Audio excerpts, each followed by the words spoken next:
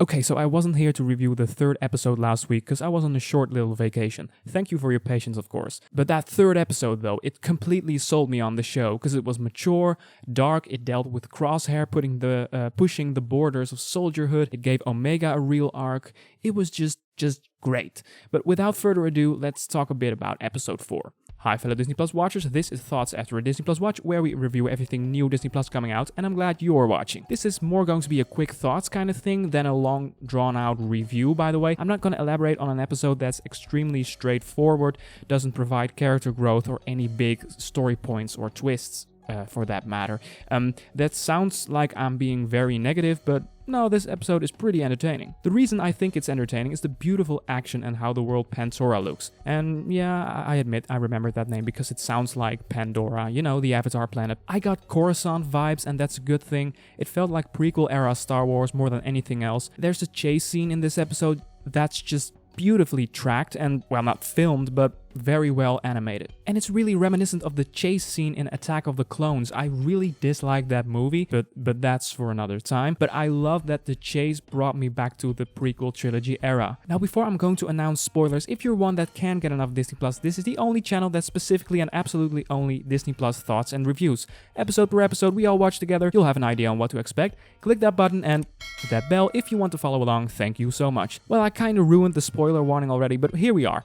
If you haven't seen the fourth episode of The Bad Batch, you can put this in your watch later list and watch the episode first. So, Fennec Shand. Right now, the creators of this show could have created any new character and the episode would be the same, but that doesn't mean she isn't well translated to animation. You really recognize Ming-Na Wen in this animated character, and it also doesn't mean she won't have a big role to play in the rest of the season. Right now, it could be anyone, but I'm interested to see where this is going. I'm curious if this show will somehow intersect in terms of storylines with the Book of Boba Fett. It seems to make sense, seeing that these shows come out in the same year. In the Book of Boba Fett, she might have to deal with certain people whom she met this season of Bad Batch. I would like to see that personally. I'm starting to like Omega, definitely more than at the beginning of the season, because she's quite an independent kind of character. She isn't that annoying to me anymore, except sometimes her voice doesn't quite do it for me still. Hunter, please save me! Terrible impersonation, sorry, but I'm not mocking the accent. Her voice is just sometimes a bit harsh and maybe a little too old for the character's age. Besides this, I think she's proving her worth in this show. I was quite skeptical at first, but I'm getting used to her. One thing I hope this show will refrain from doing is just carelessly use her every time the group needs to get into trouble. So far so good, but from a writing standpoint, I think it's very tempting to try and start to use her as a catalyst to have an adventure every time. That is what happened this episode, so I just don't want her to be used as a plot point every episode.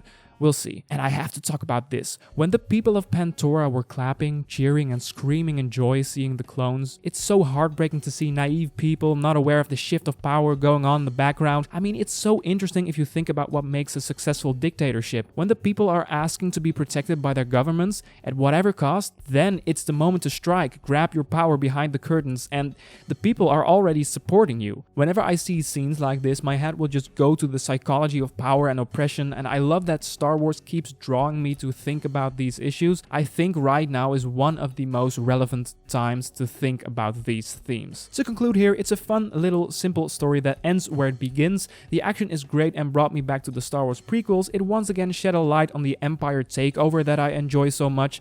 Really, Dave Filoni and everyone at Lucasfilm can explore this as much as they feel the need to. I love it. And overall, this was the most beautiful looking episode to date, but my least favorite for sure. I'm thinking about wrapping this up. If you're interested in thoughts on previous episodes, it's all in the description, or you can browse the channel page. Did you like this video? Then all it takes is to click that blue little hand down there. Thanks. I will be back with the latest episode next week, as well as Mighty Ducks Game Changers, Big Shot, and the movie Cruella. Thank you so much for watching. For now, have a wonderful day and see ya.